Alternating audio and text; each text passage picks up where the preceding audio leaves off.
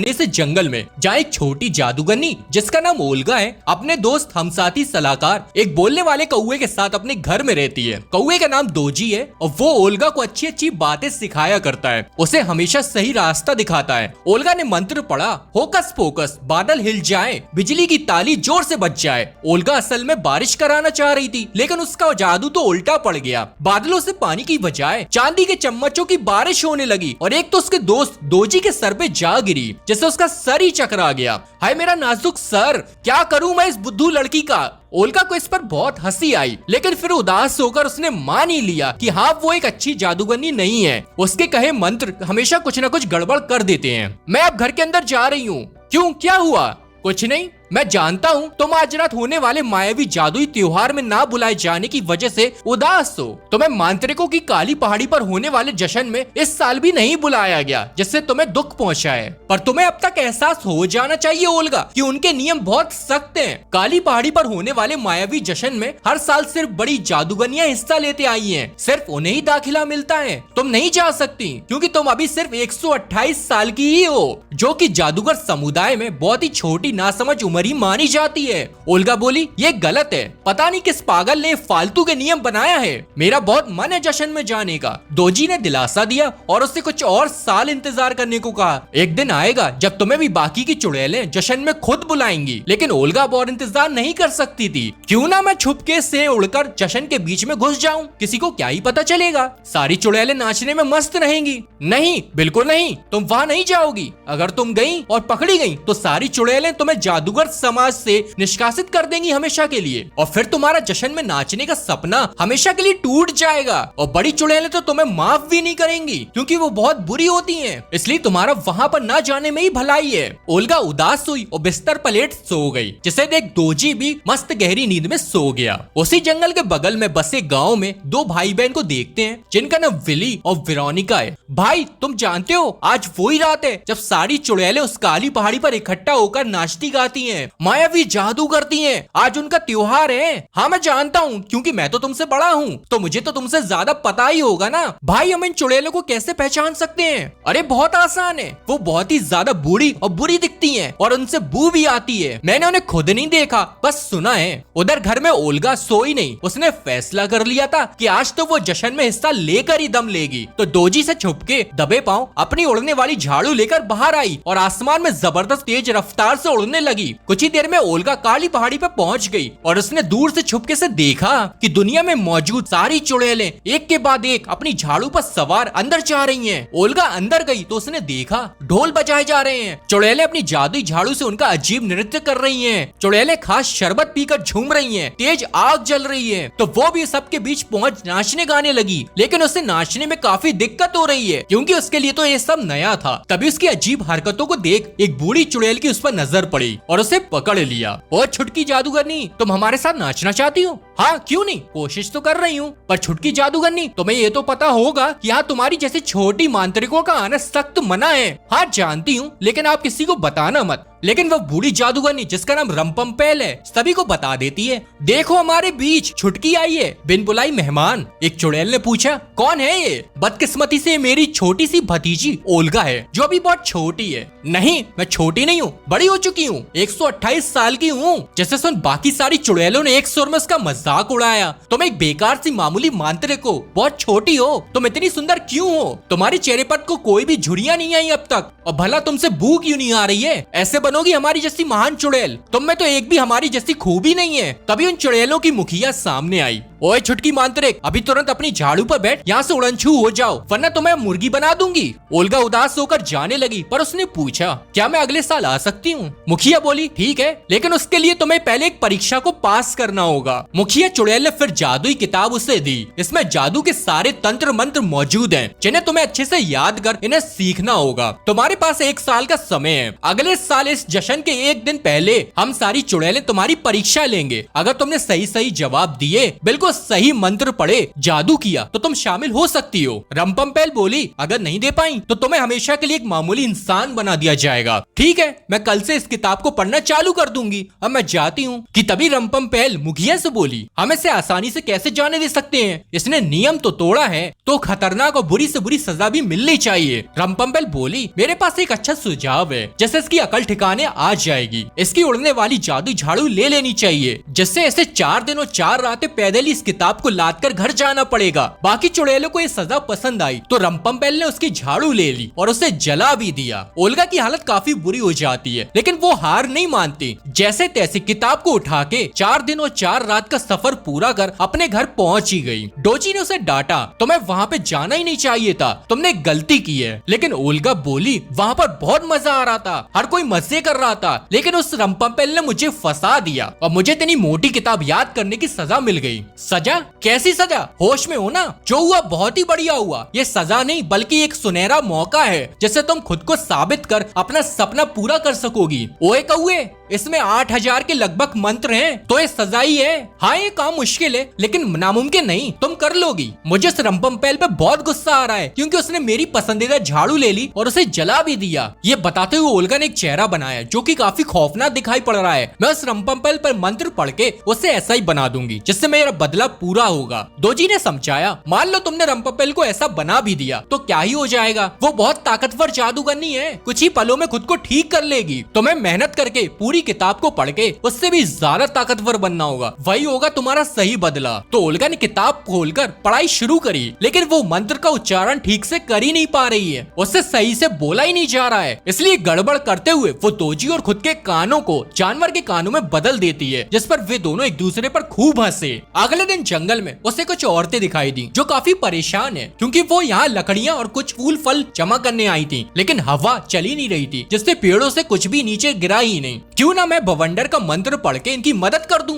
हवा हवाई गोल घूम जाए, चक्कर का चक्रव्यूह तुरंत बन जाए। ये मंत्र पढ़ते ही तेज तूफान आ गया, जिससे पेड़ों की लकड़ियां और बाकी चीजें सब कुछ नीचे गिरकर इकट्ठा हो गया। औरतों ने उन्हें तुरंत जल्दी से टोकरी में भरा और जाने लगी थी कि तभी जंगल की देखरेख करने वाला सिपाही आकर उन्हें बोला, तुम ये सब नहीं ले जा सकती, ये गैर कानूनी है और तुम लोगों ने यहाँ घुसकर अपराध किया है। लेकिन ओल्गा उससे नहीं डरती और धीरे से मंत्र पढ़ के उसे काबू में कर लिया। आदमी ने इजाजत दे दी, बोल पड़ा कि हाँ तुम ये सामान बिना कोई रोक टोक के ले जा सकती हो। पर सिपाही को ये समझ नहीं आ रहा कि ये शब्द पता नहीं कैसे उसके मुंह से निकल रहे हैं। खैर, सिपाही को सबक सिखाने के लिए ओल्गा ने उसे हुक्म दिया, मुझे उठाकर घर ले चलो। तो सिपाही ने उसे पीछे उठाया और उसे घर तक छोड़ा, जिससे सिपाही का पसीना छूट गया। इसी दौरान एक काली बिल्ली उस पर नजर रखी हुई है जो भी ओल्गा कर रही है। घर आके जब खुश होकर उसने ये सारी बात जब दोजी को बताई तो दोजी ने उससे पूछा, क्या तुम सच में अच्छी और महान जादूगरनी बनना चाहती भी हो? हाँ दोजी, ये भी कोई सवाल है? तभी तो मेरा सपना पूरा होगा।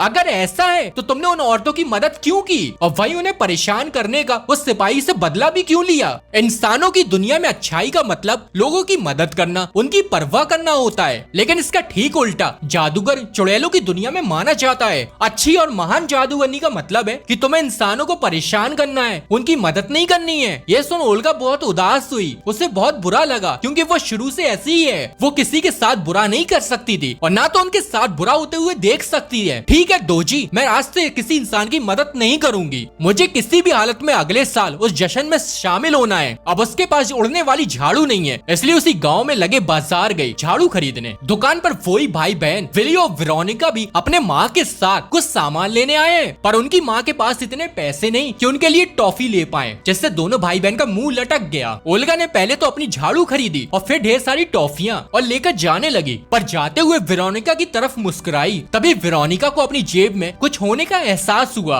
उसमें से ढेर सारी टॉफियां निकली जो कि जादू से ओल्गा ने उसकी जेब में पहुंचा दी थी। वेरोनिका को ओल्गा पे शक हुआ कि जरूर कोई जादूगरनी या चुड़ैली है, लेकिन वो तो बुरी होती है। तो इसने ये बात अपनी भाई को बताई। दोनों भाई बहन ओल्गा का पीछा करने लगे। उसी बाजार में एक गरीब लड़की कागज के फूल बेचने की कोशिश कर रही है, लेकिन अभी तक एक भी फूल नहीं बिका। क्या हुआ, तुम दुखी क्यों हो? मेरे फूल को कोई नहीं खरीद रहा, लाओ मुझे एक दे दो।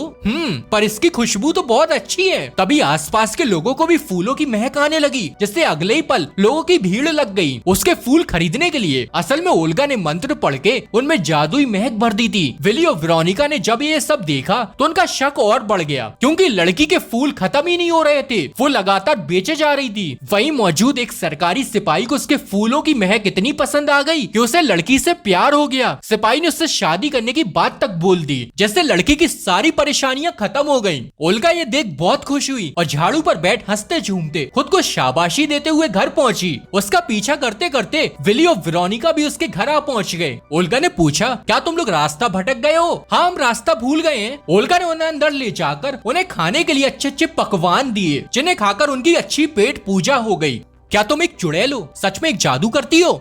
माफ करना, मेरी बहन वो थोड़ी नादान है, उसे ऐसी बात नहीं पूछनी चाहिए थी। भला तुम चुड़ैल कैसे हो सकती हो? ना तो तुम बूढ़ी हो और ना ही मतलबी और बुरी। क्यों नहीं हो सकती मैं चुड़ैल? बस इतना कहते ही ओल्गा ने विली का ऊपर हवा में उड़ा दिया, जिससे उन्हें यकीन हो गया कि ओल्गा सचमुच की जादूगरनी है। और बताओ कौन सा जादू देखना है? अच्छा, ये खाने की टेबल ऊपर छत से लगा दो। तो ओल्गा ने ऐसा ही किया, जिसे देख बच्चे बहुत खुश हुए। वेरोनिका बोली, अच्छा तो अब उस नहाने वाले टब में पानी की जगह शहद बहाओ। तो ओल्गा ने ये भी करके दिखा दिया। इस पर विली बोला, मेरे लिए चूल्हे से गाना बजा कर दिखाओ। जिस पर ओल्गा ने घर में मौजूद अलग अलग यंत्रों से गाना बजाना शुरू किया और विली और वेरोनिका, ओल्गा और दोजी भी गाने पर थिरकने लगे। लेकिन उनकी मस्ती ज्यादा देर नहीं टिकी, क्योंकि रंपमपेल बाहर आई है। मैं रास्ते से गुजर रही थी तो मैंने सोचा क्यों ना मैं तुम्हारी हालचाल पूछ लूं। तुम्हारी पढ़ाई कहाँ तक पहुँची? मुझे कोई जल्दी नहीं है, चलो अंदर। लेकिन उन्हें अंदर कोई नहीं दिखता, क्योंकि बच्चे अलमारी में छिप गए थे। खाने की टेबल को छत से उल्टा लगे देख रंपमपेल ने ओल्गा से पूछा,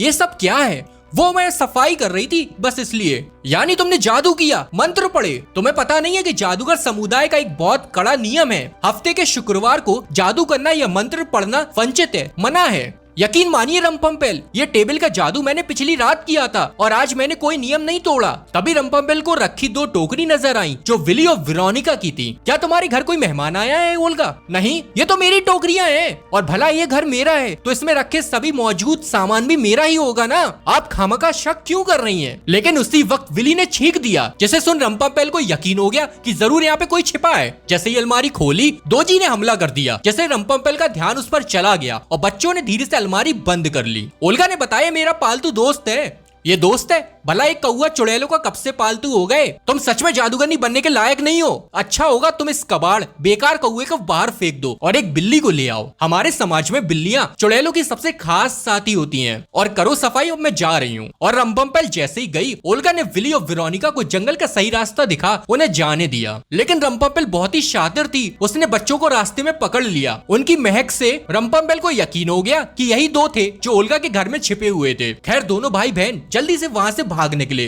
दोजी ओल्गा पे गुस्सा करता है, जब तुम्हें पता है कि शुक्रवार के दिन जादू करना मना है तो क्यों मुसीबत मोल ले रही हो? अगर रंपमपेल बच्चों को पकड़ लेती तो उन्हें जिंदा नहीं छोड़ती, पर मैं तो बस उन बच्चों को खुश करना चाह रही थी। उन्होंने कभी जादू नहीं देखा था। अब ऐसे ही 1 साल का समय बीता, जिसमें ओल्गा उस मंत्रों की किताब को बड़े अच्छे से पढ़कर याद करती है। एक टूटे पत्ते को जादू से एक मेंढक में बदल दिया, अपनी जादुई झाड़ू को घुमा के उसमें भी जादुई रफ्तार भरने की कोशिश करती है। लेकिन उसे आग जलाने का मंत्र अब भी ठीक से नहीं बोला जा रहा था, इसलिए वो अब भी माचिस का इस्तेमाल करती है। ऐसे ही सर्दियां आ गई और घूमते घूमते ओल्गा बाजार पहुंची। वहीं पर कुछ बच्चे मौसम का मजा लेते हुए बर्फ का पुतला बना उसके साथ खेल रहे हैं। लेकिन तभी 2 शरारती लड़के आके उन्हें परेशान करने लगे। बर्फ के पुतले को तोड़ने जा ही रहे थे कि तभी ओल्गा ने मंत्र पढ़ के पुतले को जिंदा कर दिया। पुतले ने उनके पैर बर्फ में जमा दिए और फिर उन पर बर्फ की बारिश भी कर दी, जिससे उनकी हालत पतली हो गई। सारे बच्चे उन पर जोर से हंसे। अब पता चला कैसा लगता है किसी को बेवजह परेशान करना। इनकी तो अकल ठिकाने आ ही गई। तो उनमें से एक लड़का को बहुत बुरा लगा, जाने लगा, तो ओल्गा भी उसके पीछे गई। दरवाजे से छिपके उसने देखा कि लड़के से एक बड़ा आदमी बदतमीजी कर रहा है। आदमी ने पूछा, मेरे पैसे कहाँ हैं? तुमने मेरे बटुए से पैसे फिर से निकाल लिए। लड़के ने जब मना किया कि मैंने नहीं निकाले, तो आदमी ने उसे एक थप्पड़ जड़ दिया और धक्का देकर उसे गिराकर चला गया। ओल्गा ने उसे उठाया। क्या हुआ है? मैं तुम्हारी मदद करूंगी। बताओ उसने तुम्हें क्यों मारा? वो मेरे पिता हैं और उन्हें जुआ खेलने की लत लग चुकी है। सारे के सारे पैसे उसी में उड़ा देते हैं और फिर जाम पी के सब भूल जाते हैं। ये भी उन्होंने पैसे कहाँ पर गवाए और फिर इसका गुस्सा मुझे सहना पड़ता है। कोई ना, मैं तुम्हारे पिता की जुए की आदत छुड़ाने का कुछ न कुछ रास्ता निकालती हूँ। रंपम्पेल भी वही छुपके से ये सब देख रही थी। रात में ओल्गा और वो लड़का उसी बार में पहुंचे जहाँ कुछ ही देर में लड़के के पिता भी जुआ खेलने आ गए। पिता ने बॉल फेंकी तो जोर से सीधी दिशा में, लेकिन बॉल एकदम से मुड़ गई और लकड़ी से बने फर्श को तोड़कर उसमें छेद कर दिया। जैसे देख सबकी आंखें फटी की फटी रह गईं। भाई ये कैसे हो सकता है? फिर से पिता ने बॉल फेंकी तो और ज्यादा नुकसान हुआ। बार के मालिक ने पिता को आखिरी चेतावनी दी कि बॉल को गलत क्यों फेंक रहे हो, धीरे से फेंको ना। तो पिता ने ऐसा ही किया, लेकिन तब भी बॉल फिर से मुड़ गई और पूरा फर्श तोड़ दिया। साथ में थोड़ी सी छत भी टूट गई, जिससे मालिक ने पिता को धक्के मार के बाहर फेंक दिया। असल में ओल्गा ने मंत्र पढ़ के जादू से ये सब किया था। लड़के ने अपने पिता को संभाला, उन्हें उठाया। तब तक पिता को भी अपनी गलती का एहसास हुआ कि वो क्या कर रहा है। मुझे माफ कर दो बेटे, मैं तुम्हें गलत ही डांटता था। कोई ना, मैंने कभी आपकी डांट का बुरा नहीं माना और मैंने सच में कोई पैसे नहीं चुराए। हाँ बेटे मैं जानता हूँ। और उनके बीच का रिश्ता अच्छा हो गया, जिसे देख ओल्गा बहुत खुश हुई। लेकिन रंपम्पेल भी ये सब चीजें देख रही है। खुश हुई कि अगर ओल्गा ऐसे ही सबकी भलाई करती रही तो कभी महान चुड़ैल नहीं बन पाएगी। बोली और कर भलाई, सबकी मदद, अपने सपनों को खुद ही तोड़ेगी ये लड़की। भला चुड़ैलें कभी किसी की मदद करती हैं? उधर ओल्गा घर पहुंची तो उसे हर जगह मोमबत्ती जलती हुई दिखाई पड़ी और साथ में केक भी था। आज उसका जन्मदिन था और वो आज पूरी 129 साल की हो गई है। दोजी ने ये सब उसके लिए तैयार किया था, जिस पर ओल्गा को बहुत खुशी हुई। तू सच में मेरा पक्का वाला दोस्त है दोजी, तू बहुत अच्छा है। अगले दिन रंपम्पेल उसके घर आई। मैं तुम्हें ये बताने आई हूँ कि चुड़ैलों ने फैसला किया है कि आज रात तुम्हारी परीक्षा ली जाएगी। तुम तैयार तो हो छुटकी जादूगरनी? हाँ मैं पूरी तरह तैयार हूँ। जाके सबको बता दो मैं एक अच्छी महान जादूगरनी बन के दिखाऊंगी। रात में ओल्गा एक खंडर से पड़ी गुफा में पहुंची जहाँ उसे बुलाया गया था, लेकिन उसे वहाँ कोई नजर नहीं आ रहा था। तो परेशान होकर उसने कई बार आवाज लगाई, मैं आ गई हूँ, चलो जल्दी मेरी परीक्षा लो, मैं और इंतजार नहीं कर सकती। जिस पर सारी चुड़ैलें प्रकट हो गईं। मुखिया चुड़ैल ने सबसे पहले उसे एक बवंडर पैदा करने को कहा, तो ओल्गा ने बिल्कुल सही सही मंत्र पढ़ के सचमुच का एक भयानक बवंडर पैदा कर दिया, जिससे मुखिया और बाकी चुड़ैलें सब उड़ने ही वाली थी। लेकिन ठीक वक्त पर ओल्गा ने बवंडर को रोक दिया। फिर उसे एक आसमान से तेज बिजली चमकाने को बोला गया, जिस पर ओल्गा ने बिजली के तेज झटकों की बारिश कर दी। चुड़ैलों ने खुद को जैसे तैसे खुद को बचाया। सभी ओल्गा से काफी खुश हुई। लेकिन रंपम्पेल बोली, तुम लोग बहुत आसान परीक्षा ले रहे हो, अब मेरी बारी है। अच्छा तुम किताब के 2219वें नंबर के पन्ने पर लिखा मंत्र बताओ। जैसे सुन सारी चुड़ैलें भी शांत हो गईं। पता चला कि इतने अच्छे से तो मुखिया और बाकी चुड़ैलों को भी मंत्र याद नहीं है। वे किताब को देख देख के मंत्र पढ़ के जादू करती आई हैं। ओल्गा को थोड़ा सा समय तो लगा याद करने में, लेकिन उसने ये भी सही बोल दिया। सभी ओल्गा की तैयारी से खुश हुई और मुखिया ओल्गा को जश्न में बुलाने की मंजूरी देने वाली थी कि तभी रंपम्पेल ने उन्हें रोका।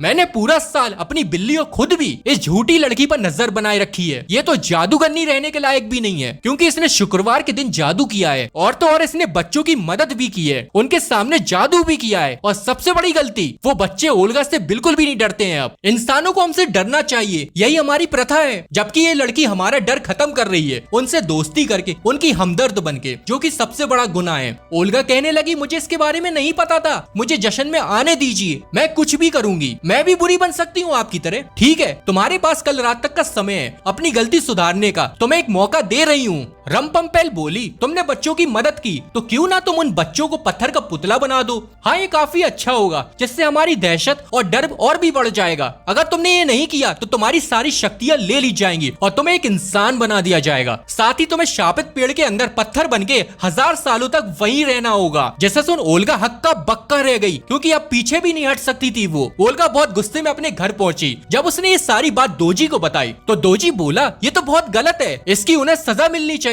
ओल्गा का गुस्सा दोजी पर ही फट पड़ा। ये सब तुम्हारी गलती है। मेरी गलती? मैंने क्या किया? तुम्ही ने मुझे अच्छा बनने का सिखाया था, सबकी मदद करो। ओए ये सब तूने किया था? उल्टा मैंने तो तेरे को कितनी बार समझाया था, रोका भी था।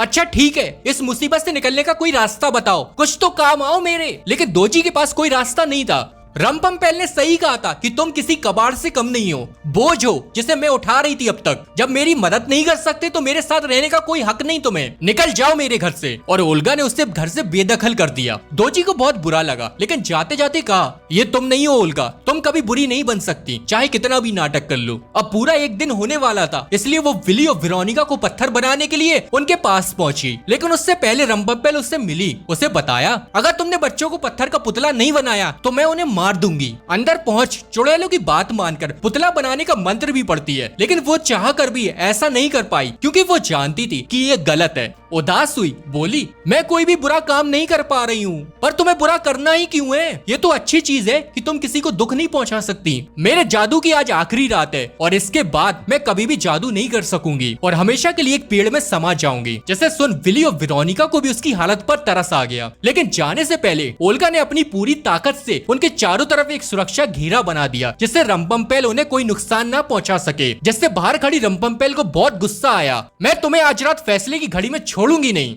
ये गलत है। बच्चों ने तुम्हारा क्या बिगाड़ा है? उनका इन सब से क्या लेना देना? लेना देना तो उसी दिन से हो गया था जिस दिन तुमने उनकी मदद की थी। चुड़ैलें बच्चों का बुरा करती हैं, बच्चे उनसे डरने चाहिए। मैं भी जादूगरनी हूँ और मैं बच्चों का अच्छा करूंगी। जिस पर रंपम्पेल ने उसे चेतावनी दी, देखते हैं आज रात के बाद तुम कब तक चुड़ैल रहती हो। ओल्गा को बहुत ज्यादा गुस्सा आ रहा था और उसने फैसला किया कि आज वो इन चुड़ैलों का सबक जरूर सिखाएगी। तभी उसे याद आया कि मुझे तो सारे मंत्र याद है, लेकिन ये बूढ़ी चुड़ैलों को तो एक भी मंत्र याद ही नहीं है। ये तो जादुई मंत्रों की किताब का सहारा लेकर उन्हें बार बार देखकर जादू करती है। अगर ये मंत्रों की किताब को नष्ट कर दिया तो कोई कुछ नहीं कर सकेगा। तब ओल्गा ने एक बार अच्छे से सारे मंत्र दोबारा से याद किए और काली पहाड़ी की तरफ चली गई, लेकिन उससे दरवाजे पर गलती से जेब में रखी माचिस गिर गई थी। दोजी ने छुपके से उसे देख लिया तो उसे चिंता हुई, क्योंकि ओल्गा आग जलाने का मंत्र कभी भी ठीक से नहीं पढ़ पाती थी, इसलिए हमेशा माचिस की मदद लेती थी। तो दोजी ने सोचा मुझे ओल्गा की मदद के लिए जाना होगा। जश्न में सभी चुड़ैलें इकट्ठा हुई, लेकिन वहाँ काफी अंधेरा था,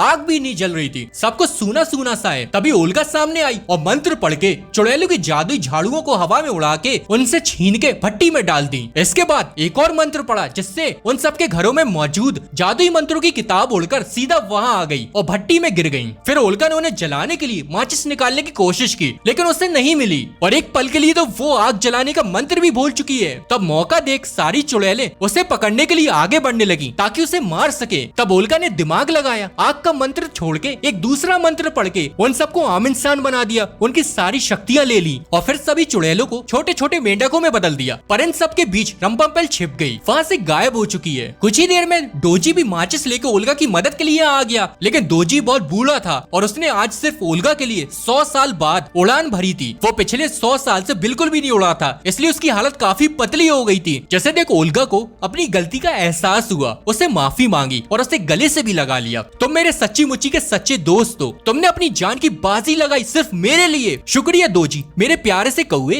तभी उन्हें चकमा देकर छुपके से रंपम्पेल ने मंत्र की किताब निकाल ली, लेकिन ओल्गा ने उसे देख लिया तो डर के मारे रंपम्पेल बोली, अरे वो तो मैं बस ऐसे ही देख रही थी, ये सब मुखिया चुड़ैल की गलती है। मैंने तो उसे बहुत समझाया था कि ओल्गा को बच्चों को पत्थर बनाने को मत कहो, लेकिन वो घमंडी थी। हम दोस्ती कर सकते हैं ओल्गा, मैं बुरी नहीं हूँ, सब उन बाकी चुड़ैलों की गलती है, मुझे कुछ मत करना, आओ मिलकर नाचते गाते हैं। लेकिन ओल्गा उसकी मीठी मीठी बातों में नहीं आई और जैसे पहले तस्वीर में रंपम्पेल को खौफनाक उसने बनाया था, मंत्र पढ़ के ठीक वैसा अजीब सा बना दिया। उसके सींग निकल आए, पूंछ भी, नाक कान भी जानवर जैसे हो गए और उसकी ऐसी हालत देख दोजी और ओल्गा बहुत हंसे। रंपम्पेल अब कुछ नहीं बोल पा रही थी क्योंकि वो जानवर बन चुकी थी। फिर ओल्गा ने भट्टी में आग लगा दी, जिससे सारी जादुई झाड़ू और मंत्रों की किताबें जलकर नष्ट हो गईं। ओल्गा ने मंत्र पढ़ के अपने घर में मौजूद सारे यंत्रों को वहां बुलाया और उनसे तेज गाना बजवाना शुरू किया, जिनकी धुन पर दोजी और ओल्गा जमकर खुशी से नाचे। ओल्गा इतनी ज्यादा खुश होती है कि वो पूरी रात वहाँ पे नाचती रहती है। आज उसका सपना पूरा हो गया था। बोली अब यहाँ पे कोई भी बुरी चुड़ैल नहीं आएगी और ना ही कोई बच्चों के साथ बुरा कर सकेगी। और